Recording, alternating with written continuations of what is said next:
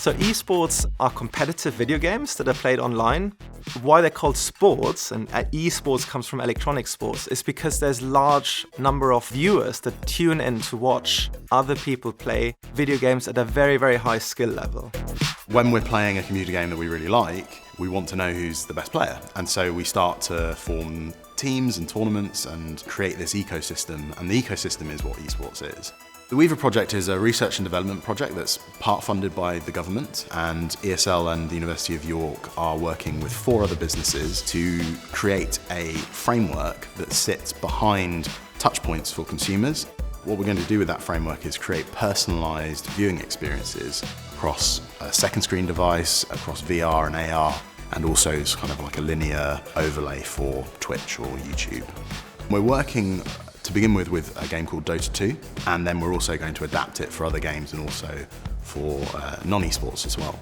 Our data-driven experiences, the content we create, similarly highlights bits of information like this player did something amazing here, or there's an extraordinary constellation of a tactical strategy here, right? So we can automatically evaluate the performance that these players are showing in the match and put that into a graphic that overlays for 10 seconds that says this player has had an amazing play right now and why this is incredible. Esports and gaming data in general produce huge data sets. So as a psychologist, it's very difficult for us to bring people into the laboratory and test them. People who play video games willingly provide hours and hours and hours of data every day. And as long as we're careful about where the data come from, so we make sure that those data are anonymized, we don't learn anything about the individual people, those data provide very rich sources of information about people doing very complicated cognitive tasks. The analogy in football would be if you thought of how certain numbers that capture the performance of a player. So for instance, how far have they run across the pitch, right? And so if by the end of the first half time, I tell you that Ronaldo has run 5.6 miles, what does that mean? Is that a lot or not? What our systems do is they have a historic record of millions of games, and the model has essentially watched those games and they've learned to interpret what these values mean in a live game. So it can say, well, 5.6 miles is in the top 1% of all strikers in the current season. And that's a meaningful story. We're able to run psychological tests across the planet all the time.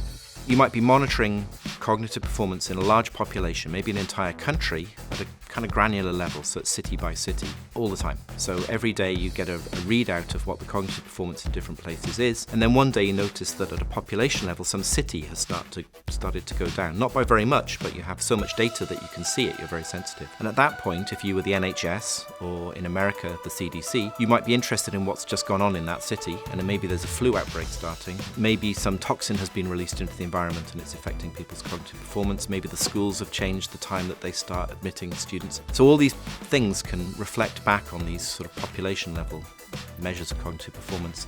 It's super important for companies like ESL who are working at the forefront of an industry that is brand new. We're at the cutting edge of things that people just don't know what the future is, to work with universities like the University of York, because as an academic hub and a research hub, they are finding out things for us for the future of industries such as esports and the entertainment industry.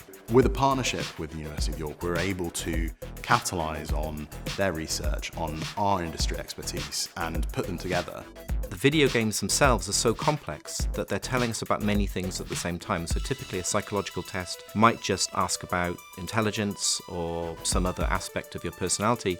These games, which go on for 45 minutes to an hour every time, and which require you to do all sorts of different complicated things like memorize and navigate and interact with other players, are testing multiple facets of your cognitive performance at any moment. They're not just huge data sets, but they're rich data sets. Esports is the fastest growing industry within the creative industries. I think our work has really helped us place us firmly on the map for driving innovation in the space. And I really think that the unique constellation of expertise we have here at York, which is not just the technical expertise, but the understanding of story, the understanding of the psychology and the social factors around this really new phenomenon of esports, has uniquely positioned us to really spearhead innovation in the field.